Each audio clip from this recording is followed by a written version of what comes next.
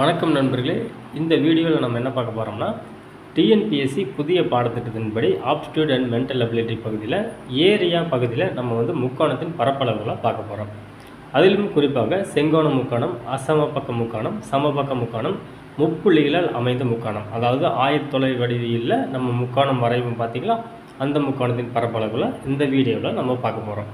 இங்கே 4வது பாயிண்ட்டை கவனிச்சிங்கன்னா, முப்புள்ளிகளால் அமைந்த முக்கோணம். அதாவது நண்பர்களே, நம்ம கிராஃபில் எக்ஸ் ஆக்சிஸ் ஒய் ஆக்சிஸ் குறித்து அதில் 3 புள்ளிகளை அந்தந்த இடங்களில் வைத்து அந்த 3 புள்ளிகளை இணைத்து நம்ம முக்கோணம் வரைவோம். அந்த முக்கோணத்திற்கு கோணங்களோ அல்லது அளவுகளோ பக்க அளவுகளோ எதுவும் இருக்காது. நம்ம அந்த புள்ளிகளை மட்டும் வைத்துக்கொண்டு அந்த முக்கோணத்திற்கு நம்ம பரப்பளவு கண்டுபிடிக்க வேண்டும். நண்பர்களே, இந்த மாதிரி கேள்விகள் எல்லாம் எக்ஸாமில் கேட்பாங்களான்னு கேட்டிங்கன்னா, கடந்த காலங்களில் நண்பர்களே இந்த மாதிரி கேள்விகள் கேட்டிருக்காங்க. அதனால தான் நம்ம இந்த கேள்வியை பார்க்க போகிறோம். நண்பர்களே, இப்போ நம்ம ஒவ்வொரு முக்கோணங்களுக்கும் அதற்குரிய வாய்ப்பாடுகள், அதாவது ஃபார்முலாவை நம்ம பார்த்துட்டு அதுக்கப்புறம் நம்ம எடுத்துக்காட்டு கணக்குகளை பார்ப்போம். முதலாவது நண்பர்களே, நம்ம செங்கோண முக்கோணம் அல்லது அடிப்பக்கம் மற்றும் உயரம் ஒரு முக்கோணத்திற்கு கொடுத்துட்டாங்கன்னா அந்த முக்கோணத்தின் பரப்பளவை எப்படி பார்க்கலாம், அதனுடைய பரப்பளவை நம்ம பார்த்துருவோம். இதற்குரிய வாய்ப்பாடு என்னென்னு பார்த்தீங்கன்னா நண்பர்களே, அரை இன்ட்டு BH சதுர அலகுகள். இது செங்கோண முக்கோணத்தின் பரப்பளவுக்கான வாய்ப்பாடாகும். இப்போ நம்ம அடுத்தது பார்ப்போம். இப்போ 2வது வகையான ஒரு முக்கோணத்தின் வாய்ப்பாடை பார்த்துருவோம். ஹெரன்ஸ் சூத்திரத்தை பயன்படுத்தி நம்ம இந்த மாதிரி முக்கோணங்களுக்கு பரப்பளவுகளை கண்டுபிடிக்கலாம். அதாவது உயரம் தெரியாத ஆனால் 3 பக்க அளவுகளும் தெரிந்த, இங்கே உயரம் கொடுத்துருக்க மாட்டாங்க நண்பர்களே, 3 பக்க அளவுகள் தான் கொடுத்துருப்பாங்க. அப்படிப்பட்ட ஒரு முக்கோணத்தின் பரப்பளவை எவ்வாறு காண்பது? இதுக்கு நம்ம ஹெரன்ஸ் சூத்திரத்தை பயன்படுத்தலாம்.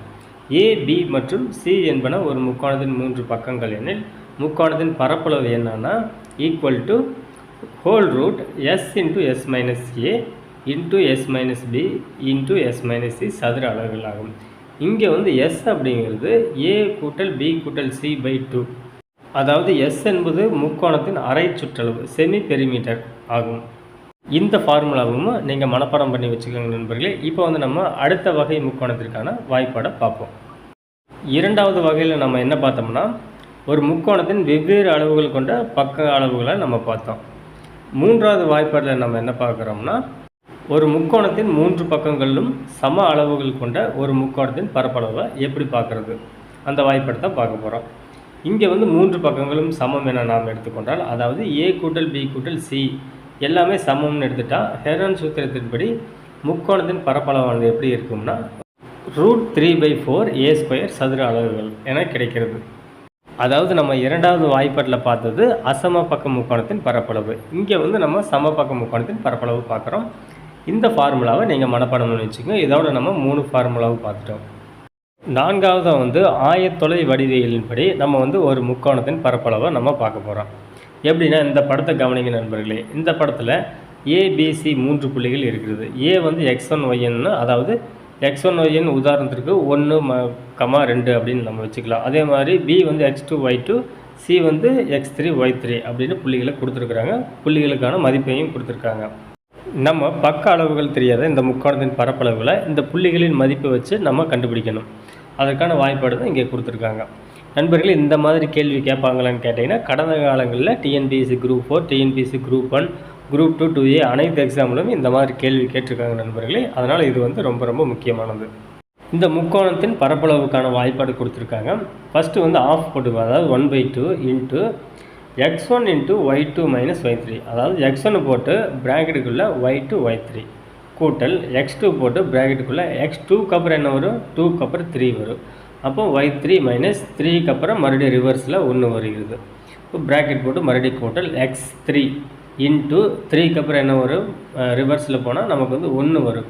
இப்போ y1 மைனஸ் y2 இன்ட்டு சதுர அலகுகள் ஆகும். நீங்கள் இந்த ஃபார்முலாவை இருமுறை எழுதி பார்த்தாலே நண்பர்களே நமக்கு மனப்பாடம் ஆகிடும். இதனுடைய மற்றொரு வடிவத்தை கொடுத்துருக்காங்க, கீழே பாருங்கள். 1/2 இன்ட்டு x1 இன்ட்டு y2 கூட்டல் x2 into y3 plus x3 into y1 minus கொடுத்து x2 y1 கூட்டல் x3 y2 கூட்டல் x1 y3 கொடுத்துருக்காங்க சதுர அலகுகள்.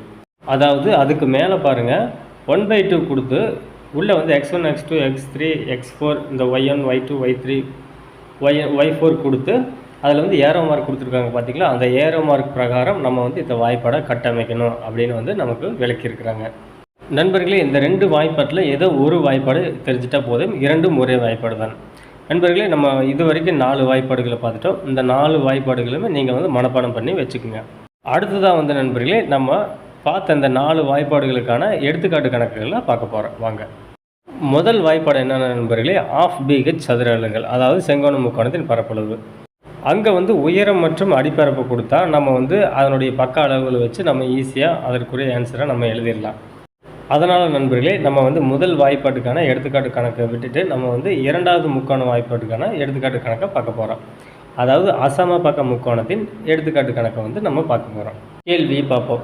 ஒரு முக்கோண வடிவ வயலின் பக்க நீளங்கள் என்னென்னா 28 மீட்டர், 15 மீட்டர், 41 மீட்டர் எனில் வயலின் பரப்பளவை கணக்கிடுக. மேலும் வயலை சமப்படுத்த ஒரு சதுர மீட்டருக்கு ரூபாய் 20 செலவாகும் எனில், அது ஒரு சதுர மீட்டருக்கு நண்பர்களே வயலை சமப்படுத்த ஆகும் மொத்த செலவை கணக்கிடுங்கன்னு கேட்குறாங்க. நம்ம அதற்குரிய விடையை பார்ப்போம்.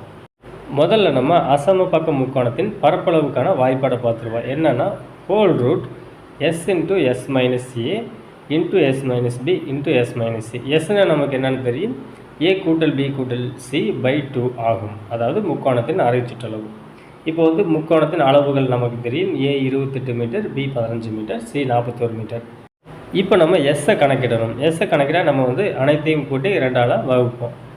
28 + 15 + 41/2, 84/2 வருது. எஸ் வந்து 42 மீட்டர் நமக்கு கிடைக்குது. சரிங்களா? இப்போ வந்து முக்கோணத்தின் பரப்பளவை பார்ப்போம். இந்த வாய்ப்பாட்டின்படி நம்ம வந்து மதிப்புகளுக்கு பிரதிட்டோம்னா நமக்கு என்ன கிடைக்கும்னா ஹோல் ரூட் 42 × 14 × 27 × 1 கிடைக்கும். அதை வந்து நண்பர்களே நம்ம இப்படி சுருக்கி எழுதலாம். எப்படின்னா ஹோல் ரூட் 2 × 3 × 7 × 7 × 2 × 3 × 3 × 3 × 1 என நம்ம எழுதலாம். இங்கே வந்து நண்பர்கள் நம்ம வந்து 1 தவிர்த்திடுவோம். இங்கே 2 நம்பர்ஸ் வருது பார்த்தீங்களா, நம்ம வந்து ரூட் அடிக்க நம்ம 2 அதாவது 2 வருது பார்த்தீங்களா, அதில் வந்து 1 அடிக்கணும். அதாவது 2 3 வந்துச்சுன்னா ஒரு 3 வந்து நம்ம அடிச்சிடணும். அதே மாதிரி 2 வந்து 2 இடத்துல வந்துச்சுன்னா ஒரு 2 அடிச்சிடலாம். 7 2 இடத்துல வந்துச்சுன்னா அதை வந்து ஒரு 7 அடிச்சிடலாம். அப்படி அடித்தோம்னா நமக்கு என்ன கிடைக்கும்னா ரூட்டு அடிச்சிட்டோம்னா நமக்கு வந்து 2 × 3 × 7 × மறுபடியும் 3 கிடைக்கிறது. இதனுடைய பெருக்கற்பலன் 126 சதுர மீட்டர் ஆகும். அதாவது அந்த அசமபக்க முக்கோணத்தின் பரப்பளவு என்னன்னா 126 சதுர மீட்டர் ஆகும். இப்போ வந்து ஒரு சதுர மீட்டருக்கு 20 ரூபாய் செலவாகும் எனில் வயலை சமப்படுத்த மொத்தமாக அந்த வயலை சமப்படுத்த மொத்த செலவு என்னன்னு கேட்குறாங்க. நம்ம அதன்படி பார்த்தோம்னா 126 × 20 நம்ம அதற்குரிய மதிப்பு தான் இந்த மொத்த வயலை சமப்படுத்த ஆகும் செலவாகும். 20 மற்றும் 126 பெருக்கினோம்னா நமக்கு 2520 வருகிறது. அப்போ மொத்த வயலையும் சமப்படுத்த நமக்கு வந்து 2520 ரூபா நமக்கு வேண்டும். இந்த முக்கோணத்தின் பரப்பளவு 126 சதுர மீட்டர் ஆகும். இப்போ வந்து நம்ம இரண்டாவது எடுத்துக்காட்டு கணக்கை பார்ப்போம். இப்போ வந்து நம்ம ஒரு சமபக்க முக்கோணத்தின் பரப்பளவுக்கான ஒரு எடுத்துக்காட்டு கணக்கை பார்த்துருவோம். 180 சென்டிமீட்டர் சுற்றளவு நண்பர்களே கொண்ட ஒரு சமபக்க முக்கோணத்தின் பரப்பளவு. சமபக்க முக்கோண நண்பர்களே முக்கோணத்திற்கு 3 பக்கங்கள், 3 பக்கங்களும் சமமாக இருக்கும். அப்போ 3 பக்கங்களின் கூடுதல் என்னென்னா 180 சென்டிமீட்டர். அப்படின்னா ஒரு பக்கத்தின் நீளம் என்னென்னு பார்த்தோம்னா நீளம் அல்லது அகலம் என்னென்னு பார்த்தோம்னா 60 சென்டிமீட்டர் ஆகும். நமக்கு வந்து சமபக்க முக்கோணத்தின் பரப்பளவு என்னென்னு பார்த்தோம்னா √3/4a². இப்போது முக்கோணத்தின் பக்கம் 60 சென்டிமீட்டர். அந்த பக்கத்தை வந்து இந்த ஃபார்முலாவில் நம்ம பிரதியிடுவோம். நமக்கு என்ன கிடைக்கும்னா √3/4 × 60 × 60. இந்த 4க்கும் 60க்கும் அடித்தோம்னா நமக்கு வந்து 15 கிடைக்கும். அப்போ √3 × 15 × 60 இதை நம்ம பெருக்கினோம்னா நமக்கு 900 × √3 கிடைக்கும்.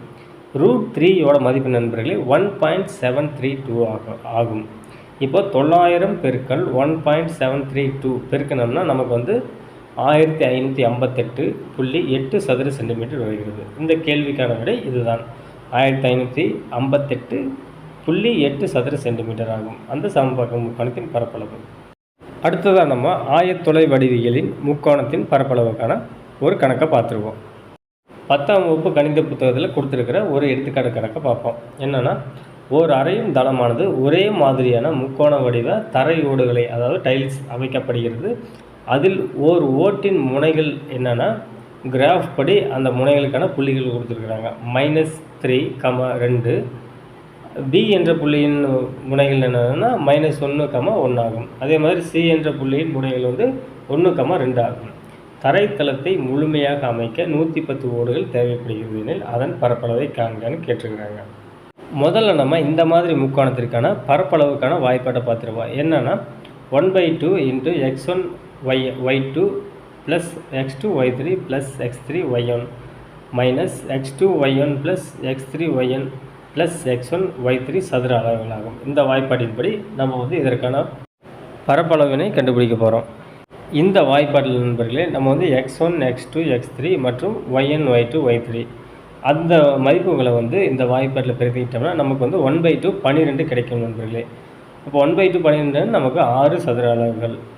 அப்போ ஒரு ஓட்டின் பரப்பளவு வந்து 6 சதுர அளவுகள்.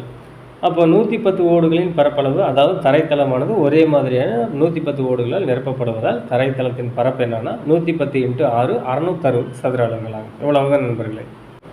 இந்த மாதிரி கணக்குகளுக்கு நம்ம மெயினாக என்ன பண்ணோம்னா வாய்ப்பாடுகள் வந்து மனப்பாடம் பண்ணணும் நண்பர்களே. நம்ம வந்து இந்த வீடியோவில் 4 வாய்ப்பாடுகளை பார்த்தோம். இந்த 4 வாய்ப்பாடுகளை நீங்கள் வந்து இன்றைக்கு மனப்பாடம் பண்ணிட்டீங்கன்னா இந்த மாதிரி கேள்விகள் எவ்வளவு கடினமாக வந்தாலும் நீங்கள் வந்து விடையளிக்க முடியும்.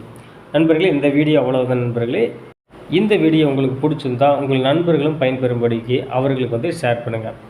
இந்த வீடியோவில் நிறை குறைகள் ஏதேனும் இருப்பின் அதை வந்து கமெண்ட்ஸில் தெரிவிங்க. மற்றும் ஒரு நல்ல காணொளியில் சந்திப்போம். நன்றி, வணக்கம்.